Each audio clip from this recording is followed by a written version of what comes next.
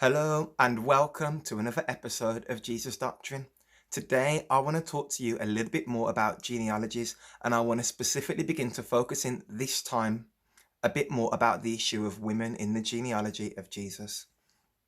The first thing that I really need you to understand it was extremely uncommon to find women in a genealogy.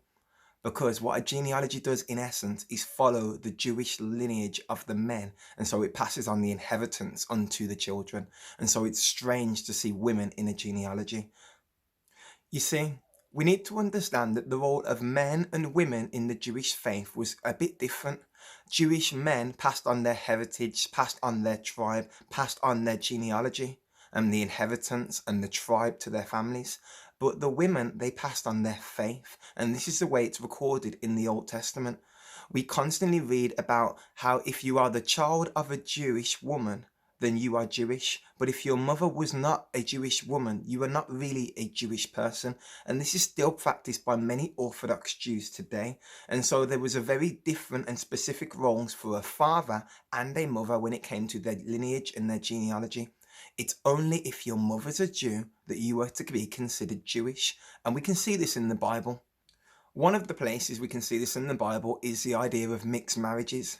In the book of Ezra, we read about how God had told the children of Israel not to marry and intermingle with the foreign people that lived in the land, with the Canaanites, the Hittites, and the Perizzites. And as a result of this, it was forbidden. These marriages between the two of them were forbidden. Why? Because God didn't want their lineage and their seed and their purity to be corrupted and for them to take on the gods and the idols of the Hivites and the Perizzites and the Jebusites and the Amorites and all of these other tribes. However, the children of Israel did end up intermingling, and we read about the consequence of this in the book of Ezra. The Bible has many other examples of intermarriage or mixed marriages. A good example of this is Sarah. Sarah and Abraham had a child, and they called his name Isaac, and Isaac was that promised child that we count the genealogy of Jesus through. But there was another child of Abraham, and this was the child of Abraham and Sarah's handmaiden, who was an Egyptian called Hagar. Now, when we read the Bible, we read about this child of Hagar and Abraham called Ishmael, and we find that he had no line, that he had no blessing or part of the promise of God. God promises to make him a great nation too, but he isn't included in all of the promises and all the blessings and all of the great genealogies of the faith and of Jesus Christ. Why? Because only the child of a Jewish woman, of a Jewish mother, could be considered an heir or could pass on the inheritance of that Jewishness unto her son. Now, the reason that women were primarily used to pass on Jewishness unto their child is because women would not only raise the child, breastfeed the child, and carry the child, but as the primary caregiver, they probably spent more time with their child, educating and passing on key aspects of their faith. Whereas the father's role was to develop that child with regards to certain responsibilities, such as becoming the king or inheriting the land, in such as what the business that they should partake in, such as what tribe they should come from. And so the male and the female in Judaism actually had very distinct roles. Both of them were essential and vitally important. Now, when we find that the Hebrew people started to marry foreign women, God was not pleased, because what men had actually done is they'd forsaken the female role that God had given to the children of Israel. And intermarriage was something frowned upon. They would then produce children that didn't know, that weren't raised up in a home where mother and father were teaching different elements of their same faith. And this was something that God did not like. In the book of Ezra, we read a couple of passages of such events. For they have taken some of the daughters to be wives for themselves and for their sons, so that the holy race has mixed itself with the people of the lands. And in his faithlessness, the hand of the officials and the chief of men has been foremost. And so it's important to note that some of the most chief people in the land of Israel have given themselves to taking foreign women to be their wives. And that's what's mentioned first. You always find with intermarriage in the Bible that taking foreign women and men are the first people to be blamed. They shouldn't have taken foreign women, and having children with foreign women means that their own offspring are no longer Jews and are not the people of God in the eyes of God, because they have disobeyed God's covenant and the commands that God had given. And then it moves on to speak about even their daughters have been given to the sons. Now, to remedy the mistake that they'd made with intermarriage, this is what happens in the book of Ezra. And it reads, "And Shechaniah, the son of Jehiel, the son of Elam, addressed Ezra. We have broken faith with our God, and we have married foreign women from the people of the land. But even now there is hope for Israel in spite of this." This second passage clearly speaks very openly about the children of Israel sinning by marrying foreign women. Again, notice the emphasis here is that men have done wrong by taking foreign women that were not faithful or did not know the God of Israel. This was the command that men had breached. And what were the men held to do? They were expected then to leave their wife and to leave their children because they were not of the promise of God. The men of God were meant to marry in the faith. They were meant to raise up their children in the faith. But men had forsaken this, choosing to go after what they seemed right in their own eyes. Ideas such as marrying unbelievers in order to make a lineage to pass on your faith was something that God in the Old Testament clearly rejects, and even God in the New Testament. A believer has no business marrying an unbeliever in order to pass on his faith to that family, or in order to convert someone to the faith. Christians are advised to only ever marry or to only be yoked together with fellow believers. Therefore, those that practice marrying people that are outside their faith in order to bring them into their faith, this is a practice that's clearly outlawed in the Jewish and in the Christian belief. Intermarriage was something that was frowned upon heavily in the Bible. So the question that you and I need to ask is, why in the lineage of Jesus do we find so much intermarriage in the scriptures? And Salmon of Buz begat Rechab, also known as Rahab. And Buz begat Obed of Ruth, the Midianite woman. And Obed begat Jess. Just look at that verse for a moment.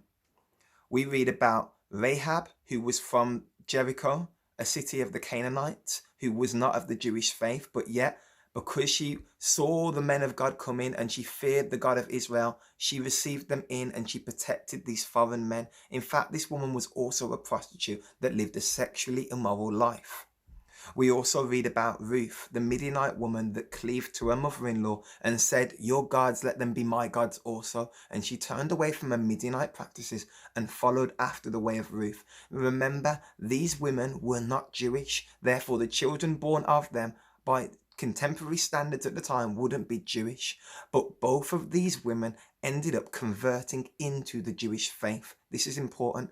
So by accepting the gods of Israel and by going through certain practices, non-believers could be grafted in to the becoming believers in God. So these women became proselytes, believers that did not grow up from the lineage of Abraham, but ended up entering into the faith of the true God of Abraham. This is very important and significant. This is not the Jewish genealogy. This genealogy is not just about Jewishness. It's about complete confidence and trust in God, regardless of your lineage. The Old Testament, however, did make provision for people that lived amongst Jews that wanted to become Jewish or that wanted to enter into the faith. They did make a certain provision for this, and we read about this in the book of Exodus. "If a stranger shall dwell with you and would keep the Passover to the Lord, let all his males be circumcised. Then he may come near and keep it. He shall be as a native of the land. But no uncircumcised person shall eat of it. There shall be one law for the native and for the stranger who dwells among you." And so it's quite clear here that the same rules apply for the native that lives amongst them that's circumcised, as well as the ethnically Jewish. And so this principle plays out, and the idea of converts or proselytes, people that have become believers in the God of Israel, they become the same as a Jewish person. In the New Testament, we do read about a number of people that are considered to have converted or become a proselyte into the faith, such as Nicholas of Antioch, such as the Ethiopian eunuch, such as so many other people that we find in the New Testament that are Jewish, but even though their lineage is not originally from Judaism, in the same way the Gentiles become proselytes and they're grafted into the promises of Israel in the New Covenant. So let's keep reading. If we read up a few verses, we're going to read another interesting woman. "And Judah begat Phares and Zara of Tamar, and Phares begat Ersham, and Urshan begat Aram. Now, what interests me so much about this verse is Tamar. Tamar was a woman whose husband died and she did not have another child that was male to pass on the inheritance to. And so she's looking to be redeemed. So what does this woman go and do?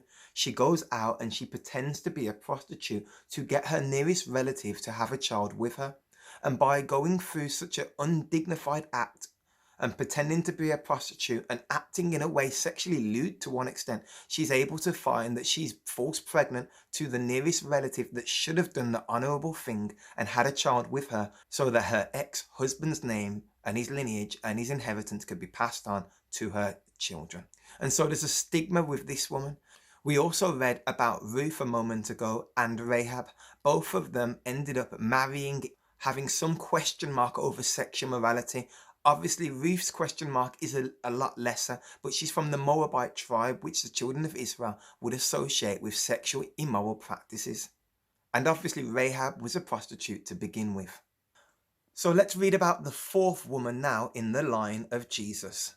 And Jess begat David the king, and begat Solomon of that who had been Uriah's wife. Now I want to stop there and think about this for a minute. Here's this lineage of a great king of Jesus from the tribe of David, from the house of David, the tribe of Judah. And you're making a prestigious list of dignified people. Why on all of a sudden would you start mentioning women specifically, though they don't need to be mentioned in a Jewish genealogy? And what are we finding? We're finding Moabites. We're finding women from Jericho. We're finding prostitutes. We're finding people that deceived their own in-laws into thinking they were a prostitute so that they might have children by them to carry on their family lineage. Now we're finding King David, the righteous king that everyone looks up to in the Bible.